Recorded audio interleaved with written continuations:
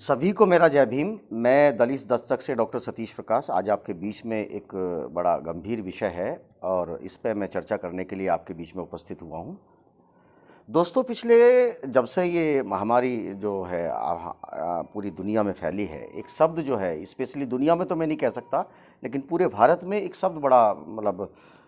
उसको पॉपुलर ही कहेंगे कि सोशल डिस्टेंसिंग। चाहे मीडिया हो, सरकार हो, या जो भी तंत्र है, प्रचार प्रसार के जो भी तंत्र हैं, कहीं ना कहीं हर व्यक्ति आम पब्लिक के बीच में जा करके सोशल डिस्टेंसिंग के कंसेप्ट को एक बता रहा था कि हमको सोशल डिस्टेंसिंग ही मेंटेन करना है। लॉकडाउन करना है तो इसलिए लॉकडाउन किया कि सोशल डिस्टेंस मेंटेन करनी है। आज मैं इसी विषय पर चर्चा करने के लिए चूँकि आपके बीच में आया हूँ। अभी 2 दिन पहले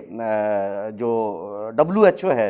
WHO ने भारत सरकार को लेकर के इस शब्द को लेकर के कुछ सवाल किए हैं और उनको कड़ी चेतावनी दी है कि भारत सरकार को सोशल डिस्टेंसिंग जैसे शब्दों का उपयोग नहीं करना चाहिए। क्योंकि भारत सरकार WHO का नाम का सहारा लेकर के इस शब्द का प्रयोग कर रही थी कि सोशल डिस्टेंसिंग से हम का उपयोग करके हम किस तरीके से बेस करते हैं। यहाँ पर WHO ने पूर्ण रूप से क्लियर किया है कि हमने कभी भी सोशल डिस्टेंसिंग जैसे शब्द का उपयोग नहीं किया है। हमने फिजिकल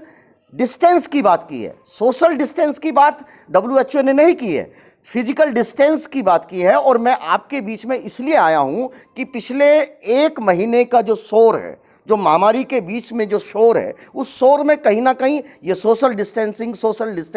शब्द के ऊपर कुछ ज़्यादा ध्यान दिया जा रहा था। और वो ज़्यादा ध्यान इतना दिया जा रहा था कि लोग जो हैं, जो आपकी महामारी है, जो कोरोना की जो बीमारी है, उसके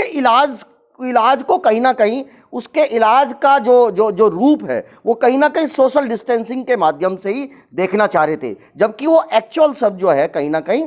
फिजिकल डिस्टेंसिंग था, जो WHO ने भी क्लियर किया। और भारत सरकार ने अभी 3 दिन पहले अपनी सारी मिनिस्ट्री और तमाम सरकार को यह निर्देशित किया है कि वहां अब वो कहीं जो आपका सोशल डिस्टेंसिंग जैसे शब्द हैं उनसे बचेंगी। और उन्होंने फिजिकल डिस्टेंस तो नहीं किया है, लेकिन उन्होंने एक डिस्टेंस की बात करी है। तो मैं इस शब्द में इसलिए मैं चर्चा करना चाहता हूं साथियों कि देखिए, ये चर्चा हमको इसलिए करनी है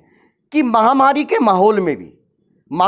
माहौल में भी लोग राजनीति करने से बाज नहीं आते। जो उनका एजेंडा होता है उस एजेंडे को वो हमेशा लागू करना चाहते हैं। और मैं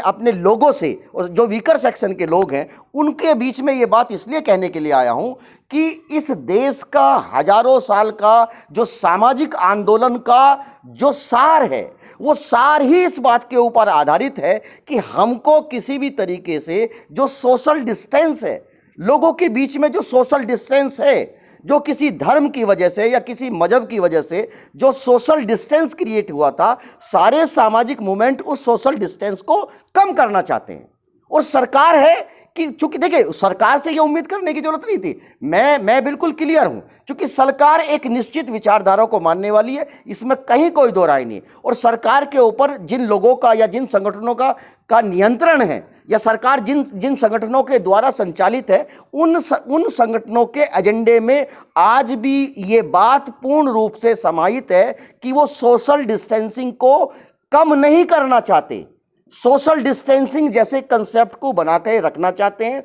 सोशल डिस्टेंसिंग का कंसेप्ट आज से नहीं है। सोशल डिस्टेंसिंग का कंसेप्ट तब से शुरू हो गया कि जब अगर आप सनातन धर्म या हिंदू धर्म की बात करेंगे तो उसके अंदर जैसे जैसे जाति आती है, जाति के साथ साथ ही कहीं ना कहीं सोशल डिस्टेंसिंग का कंसेप्ट शुरू हो जाता है। क्योंकि जाति इसलिए ही बनाई गई ताकि आबादी के एक हिस्से को एक निश्चित सोशल दायरे में बांध के रखा जा सके और एक दायरे को दूसरे दायरे से दूर किया जा सके। ये बात मैं इसलिए कह रहा हूं कि अब हम महामारी की चर्चा में कभी कभार हम उन चीज़ों पर ध्यान नहीं दे पाते और हमारी सारी लड़ाई जो है कहीं ना कहीं महामारी के खिलाफ ही रहती है। लेकिन ये बात यहाँ इसलिए बतानी जरूरी है कि जो पॉलिटिकल लोग हैं, जो पॉलिटिकल दल हैं, या जो संगठन हैं, या जो जिस विचारधारा के मानने वाले संगठन हैं, वो महामारी के समय भी अपनी राजनीति करने से बाज नहीं आएंगे। ऐसे समय में हमको बड़ी गंभीरता से इन विषय के ऊपर चर्चा करना चाहिए कि जब जब सोशल डिस्टेंसिंग हालांकि मैंने जितने भी संचार के माध्यम थे,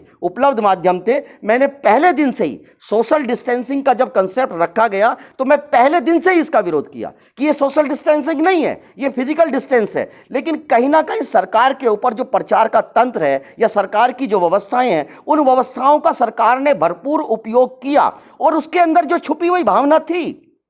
सरकार, क्योंकि सरकार, देखिए सरकार एक निश्चित विचारधारा की है और जिस विचारधारा की है उस विचारधारा के लोग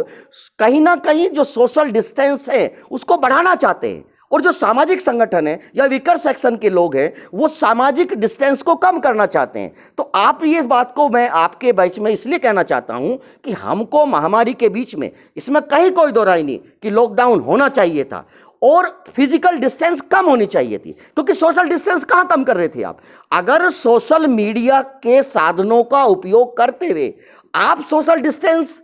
कम नहीं कर सकते, मतलब ज्यादा नहीं कर सकते, सोशल डिस्टेंस तो कम करने का तरीका ही है। अरे भाई, आप वीडियो कॉन्फ्रेंसिंग के द्वारा या टेलीफोनिक व्यवस्था के द्वारा या संचार के माध्यम इसलिए तो हैं कि अगर हम किसी वजह से किसी के बीच में अगर फिजिकली हम प्रेजेंट नहीं है तो हम सामाजिक रूप से अपनी भावनाओं को लेकर सके। सोशल मीडिया में अगर आपके घर में कोई फंक्शन है, उस फंक्शन में आप अपने मित्रों को, अपने दोस्तों को अगर इनवाइट नहीं कर सकते, उनकी उपस्थिति नहीं दर्ज करा सकते, तो सामाजिक रूप से जो सोशल मीडिया है, वो जो प्लेटफॉर्म है, वो आपके लिए इसलिए तो है कि आप एक पिक्चर उसकी शेयर करें ताकि लोग उसमें अपनी भावनाएं या उस पर जो भी कमेंट्स रख करके अपनी सहभागिता दिखा सके। तो सरकार कहीं ना कहीं इस चालबाजी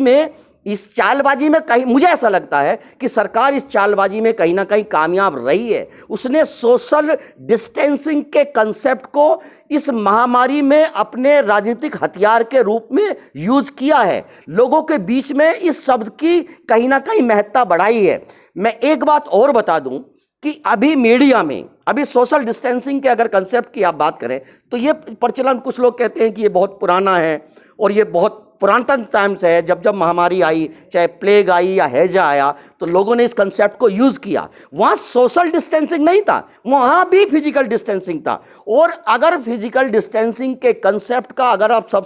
सबसे नया जो उदाहरण है या सबसे जो लेटेस्ट थ्योरी है वो अमेरिका की है। वहां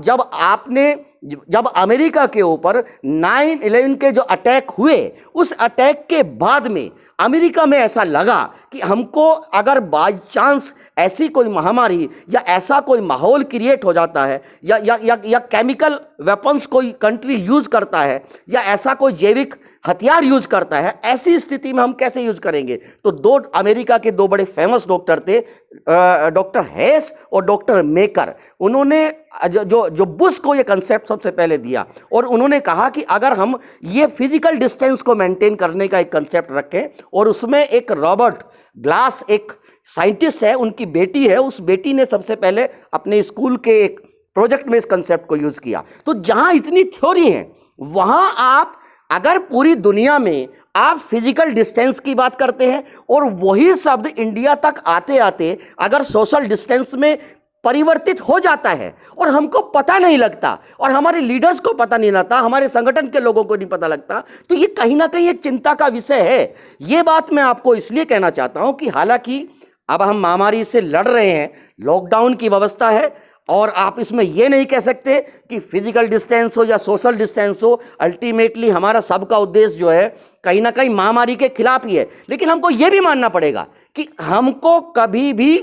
महामारी की इस लड़ाई में, क्योंकि ये राजनीतिक लड़ाई नहीं है, अगर इस महामारी की लड़ाई के बीच में कोई राजनीतिक विचारधारा या कोई राजनीतिक दल के लोग अगर अपनी विचारधारा थोपेंगे तो हमको उसको विरोध भी करना चाहिए। महामारी के खिलाफ लड़ाई है, जितनी जिम्मेदारी हमारी है बाकी लोगों की भी इतनी जिम्मेदारी है, लेकिन हमको ये भी ध्यान रखना पड़ेगा कि कहीं ना कहीं इस महामारी के माध्यम से कुछ लोग अपनी विचारधारा को आपके ऊपर थोप ना दें। इन चीजों से बचना पड़ेगा और इन जैसे शब्दों का, अब ऐसे कोई भी शब्द हो सकता है कि कल एक नया कंसेप्ट हो। आपने देखा होगा कि आपने लॉकडाउन के दौरान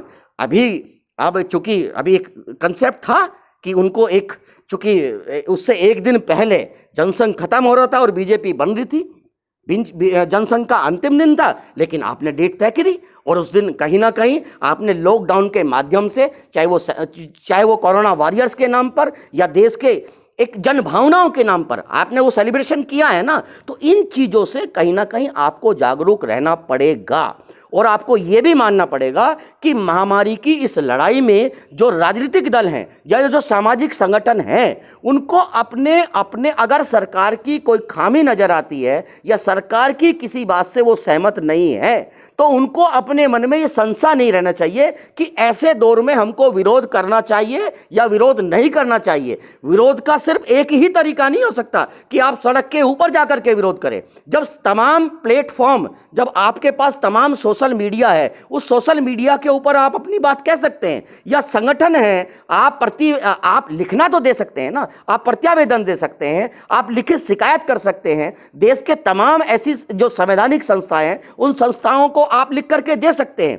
तो ये शब्द मैं इसलिए कहना चाहता था कि ये शब्द बड़ा छोटा नजर आता है, लेकिन इसके पीछे कहीं ना कहीं लोगों की जो 1000 साल की उनकी जो भावनाएं हैं, जिस पर वो काम करते हैं, जो वो सोशल जो स्ट्रक्चर है, जिसमें बड़ी मुश्किल से जो सामाजिक संगठन हैं कहीं ना कहीं इस देश में जो समाज को एक तरफ लेकर के लोग आए हैं, उस मेहनत के ऊपर अगर पानी ना फिर जाए, इसलिए उन फॉलोअर्स को, बाबा साहब के फॉलोअर्स को कहो या जो भी सामाजिक संगठन है, इस देश का जो भी वीकर सेक्शन है, उनको सरकार के इस तरह के झांसे में नहीं आना चाहिए और कड़ा विरोध करना चाहिए। और हम सरकार से ये मांग करते हैं कि भविष्य में सरकार जो है, चूंकि ये अनजाने में गलती नहीं है, कहीं ना कहीं इसके पीछे सरकार का संज्ञान है। आप मुझे बताइए कि इतना बड़ा कंसेप्ट आप यूज कर रहे हैं और आपने साल, मतलब लगभग साल नहीं, लगभग महीना 1.5 महीना तमाम संचार के माध्यमों पे आपने सोशल डिस्टेंसिंग जैसे कंसेप्ट को, जो इस भारतीय समाज की बीमारी है, जो सारे भारतीय समाज का कोड है, ऐसे शब्दों को अगर आप बढ़ा रहे हैं तो कहीं ना कहीं इसके पीछे राजनीति है और ऐसे शब्दों का हमको विरोध करना चाहिए। इसी के साथ जय भीम, जय भारत।